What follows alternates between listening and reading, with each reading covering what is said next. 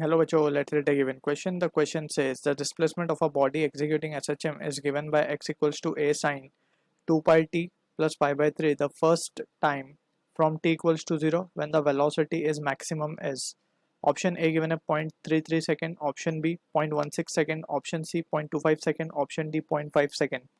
So इस question का जो key concept we need to understand is the concept of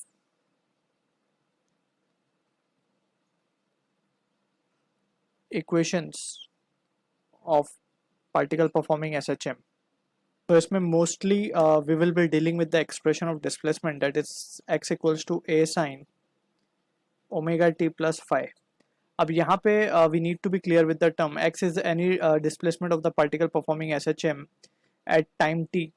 A is the amplitude, omega t plus five ये है phase and five is over here the initial phase, मतलब initially particle कहाँ था and this is called as phase. ठीक है. अब यहाँ पे we need to also understand कि थोड़ा सा हम इसको विजुअलाइज करते हैं. लेट सपोज यहाँ से पार्टिकल है, ये है mean position, this is extreme position, this is another extreme position.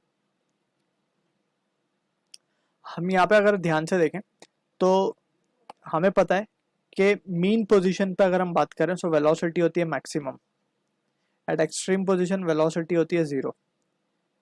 How we can say that, because velocity का जो एक्सप्रेशन है वी नो के in terms of a and x it can be done as a square minus x square. तो यहाँ पे अगर हम x को जीरो पुट करें तो velocity comes maximum that is a omega. ठीक है ना, प्लस माइनस ए ओमेगा.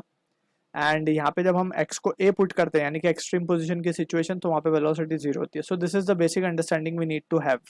अब यहाँ पे क्वेश्चन में बोला गया कि पहली बार जहाँ से पार्टिकल ने स्टार्ट किया उसके बाद से वेलोसिटी मैक्सिमम कहाँ होगी. तो हमें एक चीज़ तो पता है कि वेलोसिटी मैक्सिमम जब भी होगी जब भी मीन पोजीशन पे ही होगा पार्टिकल. ठीक है, यानी कि एक्स की वैल्यू जीरो होनी चाहिए. So for velocity to become maximum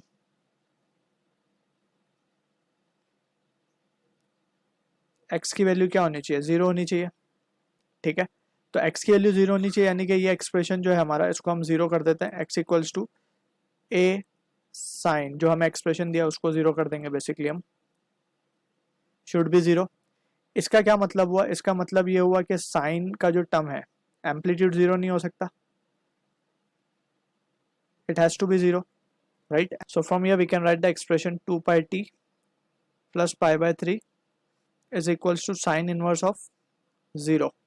so sine inverse of zero का मतलब ये है कि it will be integral multiple of pi, क्योंकि हमें पता है कि साइन हमेशा पाई के मल्टीपल पे जीरो होगा या फिर जीरो पे जीरो होगा. बट अगर हम जीरो पे लेंगे वैल्यू को तो टाइम नेगेटिव आएगा. So we can discard that zero value and हम एन को वन ले लेते हैं. ठीक है, so for N equals to one अगर हम ले लें, so for N equals to one we can write 2 pi T plus pi by 3 will be equals to pi.